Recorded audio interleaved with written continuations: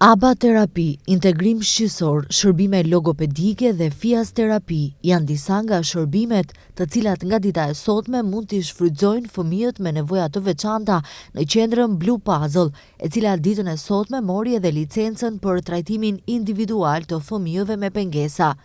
Kjo qendër ka kapacitet për të trajtuar rreth 60 fëmijë dhe do të jetë një lehtësim i madh për prindërit e fëmijëve nga Tetova, të cilët deri më tani janë detyruar t'i dërgojnë fëmijët e tyre për trajtim në qytetin e Gostivarit, deklaron Valon Emini nga shoqata e prindërve të fëmijëve autik. Jemi të angazhuar në këtë fushë gati 14 vite, formalisht në vitin 2019, ndërsa si qendër ditore në Gostivar kemi filluar në vitin 2022, ku kemi pas shumë prezencë të fëmijëve që vinin nga komuna e Tetovës dhe me kërkesë të prindërve ishte e nevojshme që të fillojmë dhe të shohim mundësi dhe rrethanat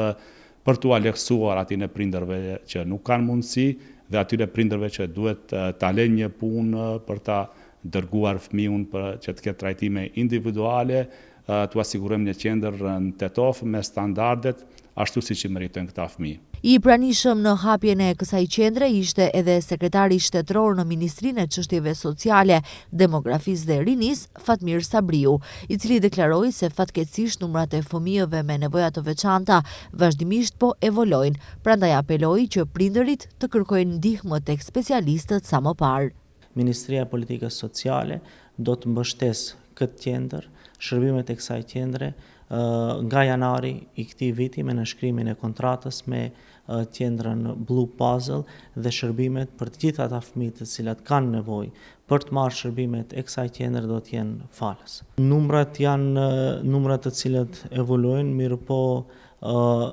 ka fëmijë të cilët kanë vlerësim nga ana e trupit të veçantë për vlerësim që kanë nevojë të marrin shërbime të kësaj natyre. Këta numra nuk janë konkret, nuk janë numra të saktë të cilat sot i kemi 50, nesër mund të jenë 100, kështu që i ftoj qytetarët që në raste të caktuara të paraqitjes vetive ose paraqitjes rrethanave të caktuara të fëmijëve e tyre që të paraqiten tek shërbimi trupi i veçantë për të bërë vlerësimin e tyre dhe sa më parë të marrin shërbimet nga qendrat e këtilla, sepse intervenimi i hershëm tek fëmijët është shumë i rëndësishëm dhe sa më parë që të intervenojmë tek fëmijët, aq më shumë sukses do të kemi që ata të integrohen në shoqërinë tonë. Përndryshe, qendra Blue Puzzle ofron trajtime individuale të fëmijëve me çrregullim të spektrit autik, që nga maji i vitit 2022. Stafi profesional përbëhet nga 5 edukator special dhe rehabilitor, 3 psikolog, 1 logoped klinik si dhe bashkëpunëtor të jashtëm për kontroll të cilësisë.